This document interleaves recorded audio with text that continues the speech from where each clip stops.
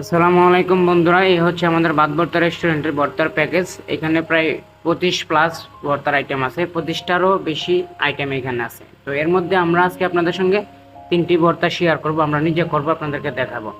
তো এই হচ্ছে আমাদের আলুর ভর্তার রেসিপি। এটা হচ্ছে আলুর ভর্তার রেসিপি। ফার্স্টে আমরা পেঁয়াজ দিলাম, লবণ দিলাম, পরিমাণ মতো শুকনো মরিচ দিলাম, হ্যাঁ পরিমাণ মতো দিবেন, ধনিয়া পাতা দিলাম। জাল কম পছন্দ করলে কম দিবেন, জাল বেশি পছন্দ করলে স্পাইসি বেশি দিবেন। তো সরিষার তেল দিলাম আমরা, লবণ, মরিচ, সরিষার তেল, ধনিয়া পাতা দিলাম। তারপরে আমরা এটাতে ব্যবহার করবো অল্প একটু জিরার পাখি। আপনারা দেখতে থাকেন আমরা হোটেলে কীভাবে প্রতিদিন করি, এবং এই হোটেলে খাইতে চাইলে আপনারা ভাত ভর্তা রেস্টুরেন্টে আসবেন। এই হচ্ছে আমরা অল্প জিরার পাখি দিয়ে দিলাম। এখন আমরা এটা ম্যারিনেট করবো আর কি, ভালো করে কষলাইয়া পেঁয়াজগুলো সফট করবো। সফট করার পরে আমরা এখানে আলু দিয়ে দিলাম। তো আলুগুলা এতটা ভালো না, জ্ঞানা মনে হয় আলুগুলা সিদ্ধ করার পরে প্যাক প্যাক হয়ে গেছে।